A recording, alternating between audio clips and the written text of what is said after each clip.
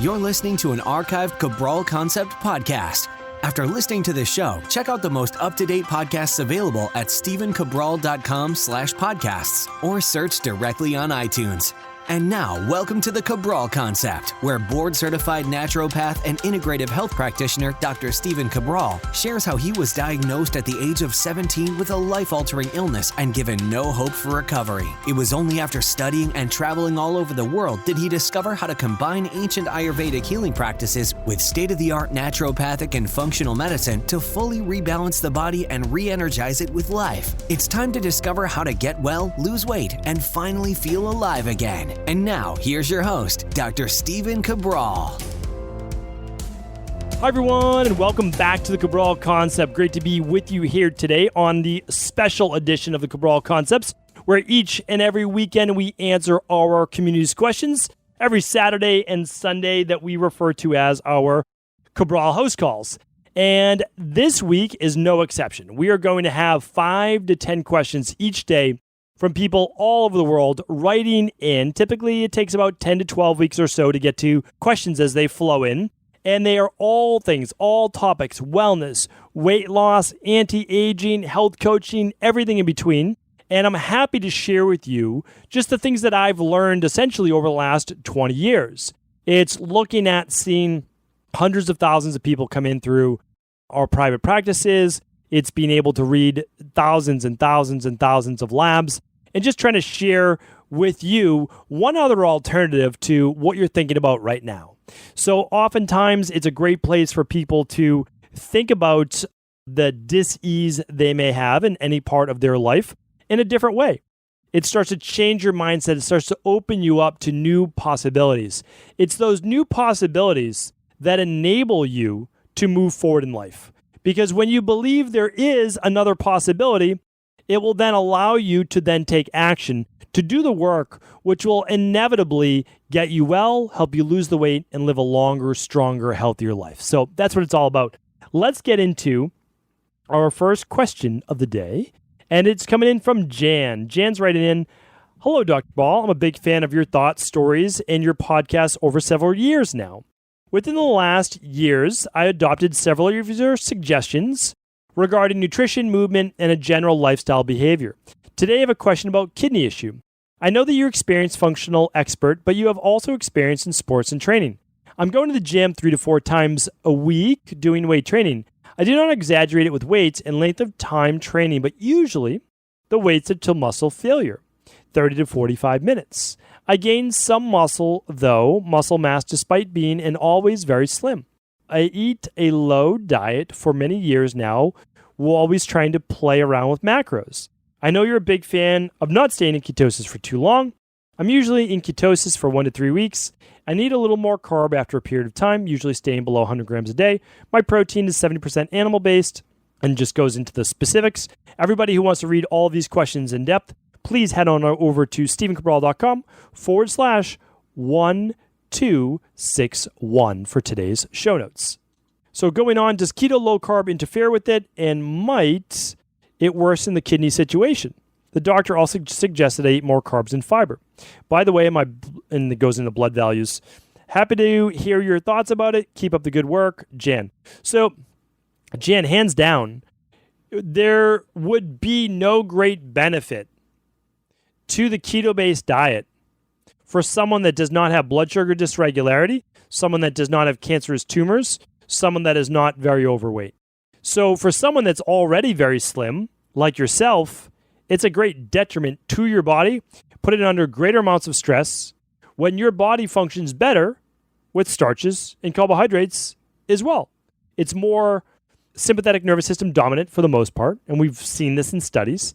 And so you're just not going to benefit as much from doing that. Now, again, I'm going to talk about this in another podcast. People are mistaking the benefits of keto when they're really coming from fasting. I mean, it really is. People are getting the benefits from doing a longer intermittent fast. They're fasting, and that's just, again, where they're getting a lot of benefits from. Now, you can have a normal balanced diet like I preach and still fast your 12 hours, maybe 14 hours overnight, and then do a once a week 24-hour fast, and then every 12 weeks or so, maybe you join us for doing our functional medicine detox. sometimes affectionately known as the Dr. Ball detox, but that's what we do. And it's a great way to live a healthy, balanced lifestyle. So that's what I'm recommending, especially for someone that's more prone to being leaner in the first place. All right, Taylor's up next. Hi, Dr. Cabral, longtime listener here. Thank you for all your valuable information and teachings. I'm currently working with one of your practitioners and doing the CBO protocol, among many things, to get my health back. However, I struggle with energy and focus in the mornings as well as waking up. I like coffee. I like caffeine and the buzz and energy. Mentally and physically, it gives me. However, every time I drink it, I seem to get cold. My body just feels cold, my hands and my feet. Also, I crash a couple hours later. I've even tried the CBD coffee and still experience the same symptoms. However, some of my anxiety is slightly mitigated with that. I don't seem to do well with any teas or even green tea matcha because of the oxalates or the histamines. Do you have an alternative to coffee and tea that you could use as a pick-me-up in the mornings or on a busy work day? I do like the caffeine buzz and possibly dopamine hit. Also, why do I get so cold? Is there any way to mitigate these coffee side effects? Sure, I can answer this for you. So most likely the answer is this. When you give yourself coffee, you start to get into more of that fight or flight. So you start to produce more of those mineral corticoids, and you're producing more norepinephrine, producing more adrenaline, and that's simply starting to constrict blood flow to certain areas of the body, bringing it more deeper into the muscles to either run away or run at something. So that's where the cold comes from, the poor circulation. It may even begin to lower your thyroid a little bit, which will hurt with the circulation as well. So that's very easy to explain. Now, what you could do is simply begin to use the podcast I did on how to wean off caffeine or wean off coffee, where each week you're doing basically a quarter less and replacing it with, so you're still doing the same amount of coffee, but you're replacing it with organic Swiss water process decaf coffee. Check out my podcast on that. So you might taper down to the amount of caffeine where you're not getting cold or anxiety, but you're getting the energy that you feel like you like. Now remember, as you get better and repair your HPA axis, hopefully you don't need the caffeine, nor would you want to use it, because as you're doing it right now, you're really still burning out your HPA axis currently. So what else also helps besides caffeine? Because it's not the coffee, it's the caffeine that we're really talking about. So, decaf, like our decaf CBD coffee that we talk about, or things like that, you're still going to get about 13 milligrams of caffeine. So you can still get a little caffeine there. Also, you could use things that's like mucuna, that's an herb that will help with boosting dopamine. Also, I would look into, I don't know what your labs look like, but the daily thyroid support. It's a great one to use to get circulation. It will boost dopamine because of the tyrosine in there. It has iodine in there. What else can I recommend for you? And then the adrenal energy support. So I would probably be doing daily thyroid support, 2 in the morning, 2 at dinner, and then daily energy or adrenal energy support, 2 at breakfast, 2 at lunch. But again, work with your health practitioner because they can base it off of your labs. Okay? Thanks, Taylor, for writing in.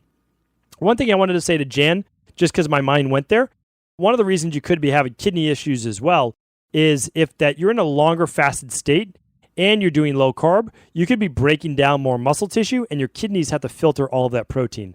Not a good situation. All right, Eric is up next. What's your perspective on the fruitarian diet as a healing strategy? I've heard many people healing various digestive issues, chronic issues through it. Curious your perspective. Thank you so much. Okay, so I'm actually a huge advocate of fruit. A couple issues with that. The fruit that we have for the most part today is completely hybridized. It has higher levels of fructose, and our blood sugar levels are also greatly imbalanced based off the diets that we've already lived on. So here's the problem. If you aren't already exposed to hydrogenated fats, oxidized fats that have essentially gummed up your cell membranes, now again, they'll be turned over in 12 to 16 weeks. That's the good news. You'd probably do much better on it. But most people are going to have wild highs and lows by only eating fruit. And they're going to have wild highs and lows in terms of their body's ability to process that fructose, which means their cholesterol or their triglycerides could go way up. So not always great. And I know some fruitarians also get some nuts in there as well. It just depends on like how you're looking at the fruitarian diet. Some people, it's only fruit. Some, it's fruit, nuts, and seeds. And so again, here's the thing. I do believe that if you look at what our physiological structure is, you'll notice that we're probably better built to be able to eating a lot of fruit. I think that can be a little bit exaggerated with more of the endomorphic body type or the kapha body type, but it's not something I can recommend. And the reason is also that I don't have to recommend it. I recommend a predominantly plant-based diet. That means that I say 80%, but the diets that I give to people are 95% plant-based, right? And then the last 5% to 10%, you can decide from that protein source whether it's going to be animal-based or vegan-based. So keep in mind the fats that I recommend are always plant-based. Avocado, I recommend it from olives and olive oil. I recommend fat, a little bit of coconut. And then sometimes some people use some ghee. So that's obviously not plant-based, but you don't need it. And then your fruit, your vegetables, your starches are all plant-based. So really, what are we talking about? Well, we're talking about protein. And then it's a person's choice to do meat or no meat, to do poultry but no red meat, to do fish but no meat, to do eggs. It's all levels, right? But for the most part, plant-based. There aren't studies out there that say long-term, this plant-based diet, it's been shown to cause high cholesterol, stroke, diabetes, and cancer. Remember, those are the top 4 causes of death. On the contrary, when you eat a plant-based diet, it reverses or lowers all of those chances for death. You can't say that about other types of foods. Now, again, I'm not saying not to eat them, but what I'm saying is you can't say that about bacon, right? You just can't say it. Can't say it because I can show you studies that show processed meat, and yes, it can even be grass-fed, can cause health issues. So again, would I err more towards fruitarianism? Sure. But I can't go there right now. I just can't because it's not going to work for the majority of people. All right? All right. Good controversial question. Natalie's up next. Hi, Dr. Cabral. You have influenced my medical career. Thank you. Do you think the herb Huang ephedra is safe to use in tea for weight loss? I can't find any safety information on PubMed or related searches. Please help. So it's actually, there's quite a bit of it on PubMed. So I'm surprised that you weren't able to find that. Do another search. I think you're going to be able to find it. Try using it without the hyphen. So this is an herb that no doubt works. And it works for weight loss as well. I tried it when I was 20, I can remember it, 22 years old, working at a gym, my first full-time job, and my heart rate was through the roof. And I was like, this is not a good product for me. And that was the last time I ever used it. It was part of a ephedra, caffeine, aspirin stack. Bodybuilders used to use it a lot back in the day. It would help you get leaner. It works. Add the caffeine to it, and it's like a new level of weight loss, but dangerous for your heart. That is why it's not allowed to be sold anymore. If you find it, it's really not legal to sell. Ephedra is no longer legal in the United States. It was legal in the early 2000s. That was the last time I remember it. So there you go. Does it work for weight loss? Yes, it works for weight loss. The problem is it can really affect the other vitals in your body. It can raise blood pressure to unhealthy levels, and it can cause a supraventricular tachycardia, an SVT with the heart. It can be a dangerous product for sure. But again, smaller amount, less danger. Larger amount, more danger. That's how it works with herbs. Okay, Keto is up next. Keiko. Hi, Dr. Ball. My husband is on lisinopril, which is an ACE inhibitor for blood pressure medication, for about 10 years. A few years during that time, he didn't need it. His blood pressure tends to get high, although he doesn't have any other conditions, and overall, he's healthy. He eats well, not perfect, much better than most Americans. His exercise is on and off. It's not consistent. He's pretty stressed at work. Last few years, he says he's been having mild anxieties and lack of motivation or socialization. He started to take Bacopa and ashwagandha, and he says he feels like he's back to normal. My question is, can the blood pressure medication be one of the causes of his anxiety? Also, other than regular exercise, stress relief modality like meditation, which he doesn't want to do, or healthy eating, can he get off the medication? Thank you so much. Absolutely. I have a whole podcast on blood pressure. Episode 108, way back in the day. That was like 3 months in or 4 months into the Cabral concept back 3 years ago. So check that out over 3 years ago. Episode 108, probably a very different tone of the podcast, but I just started 108 episodes ago. So remember, you can run a thyroid adrenal hormone for your husband and a hair tissue mineral analysis to see if really what he's missing are lower levels of potassium, lower levels of magnesium, very common. And then the ashwagandha, I'm very happy to hear that that's working. Check out our product called Adrenal Soothe, which contains phosphatidylserine and ashwagandha, as well as other calming herbs. So it's one of the best products out there for calming cortisol and stress and anxiety. I don't believe the ACE inhibitor that your husband is taking, for those that don't know what an ACE stands for, it's an angiotensin-converting enzyme inhibitor, and it's basically a medication that helps to dilate your blood vessels. Well, all we have to do is ask why your blood vessels constrict in the first place. Stenosis, hardening of the arteries, we can use enzymes for that, proteolytic enzymes. Magnesium will help, potassium will help, using the Adrenal Soothe, using the deep sleep protocol at night. All these things will help. But again, you'll be able to find that by running the hair tissue mineral analysis and the omega-3 test for sure. I would use the omega-3 support. If he doesn't want to run a lab, I'd be using 2 of those omega-3 soft gels, 1 at lunch, 1 at dinner, or 2 at dinner.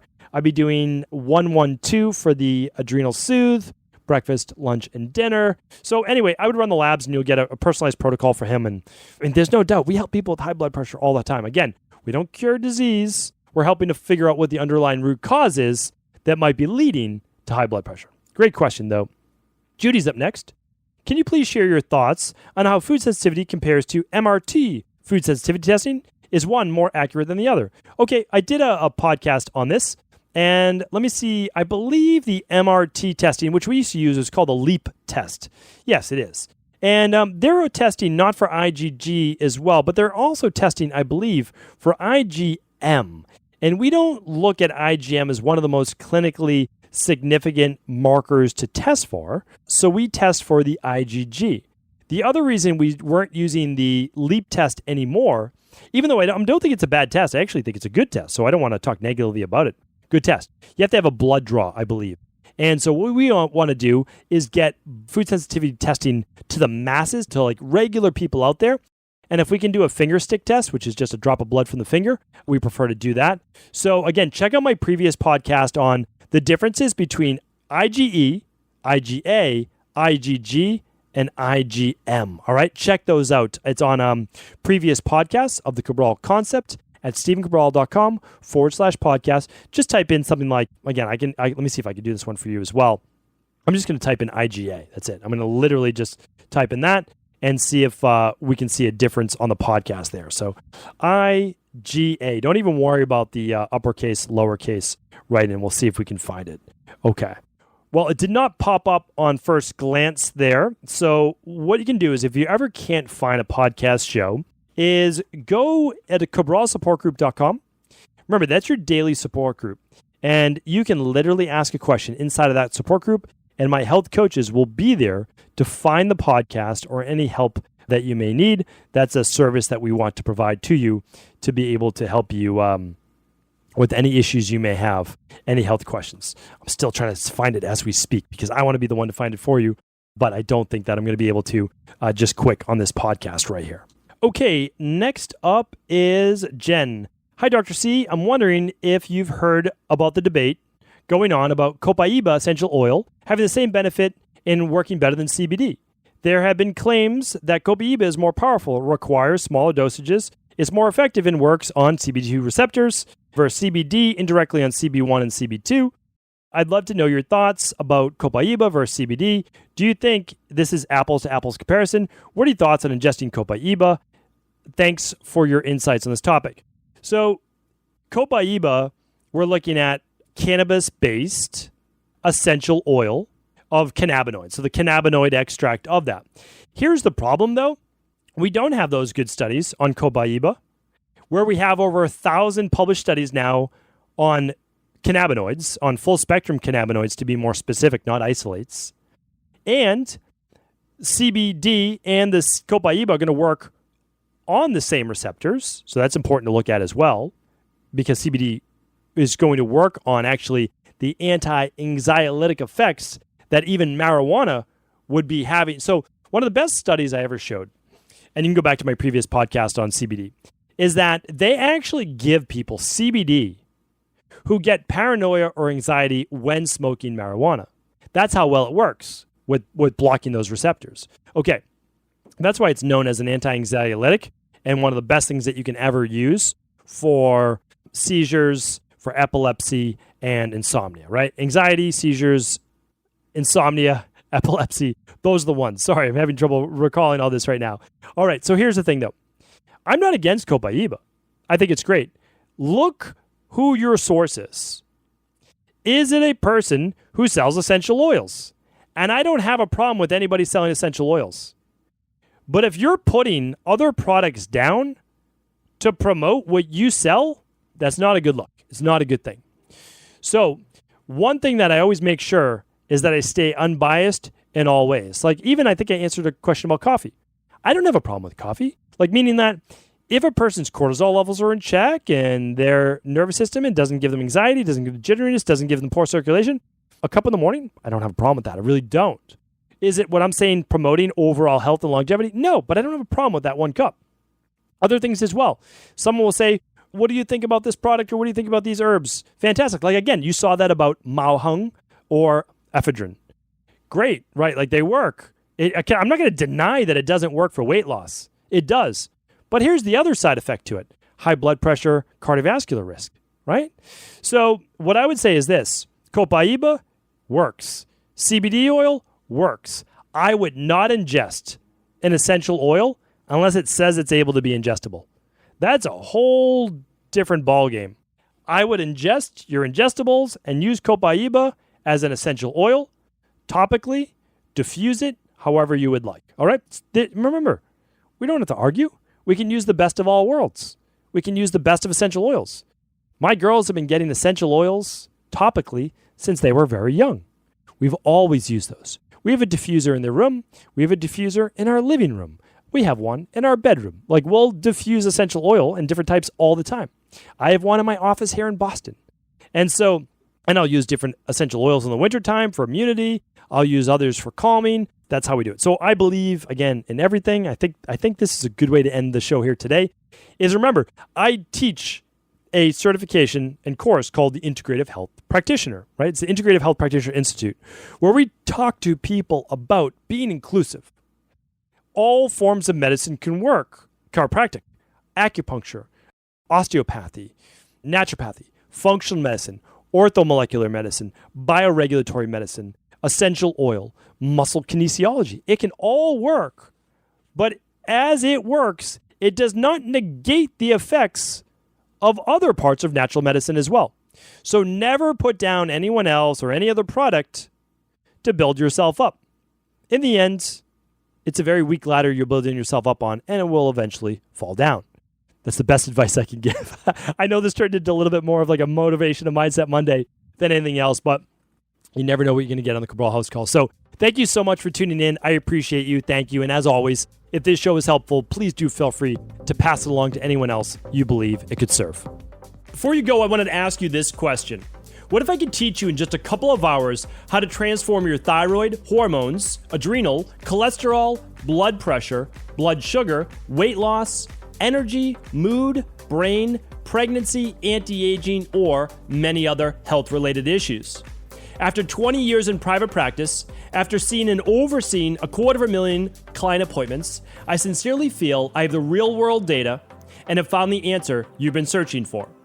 So what I've done is spent hundreds of hours of my own time refining what you need to know in order to uncover your underlying root cause health issues and then begin to rebalance the body and bring it back to a state of robust health and wellness. I'm going to teach you exactly what I do in my private practice so you can understand how you got here and now what you need to do in order to heal. You'll receive all of the important success checklists, protocols, and even ways to customize it to make the program fit your busy life. And you'll get all of this at a fraction of the price. Let me save you the time, money, energy, stress, and frustration of not knowing what to do next. Instead of reading dozens of books on the topic and seeing multiple practitioners, I will condense everything that you need to know in just a few hours of video tutorials that you can watch and listen to anywhere. Together, we will make this healing process an enjoyable one that you can take with you for the rest of your life. I wish you all of the best of health and happiness, and I hope to be able to guide you on your healing journey through my Health Results Accelerators. Simply choose the health imbalance you're currently suffering from, and by the end of today, you'll know what went wrong and how to get well again. I guarantee it. For details, head over now to stephencabral.com/courses.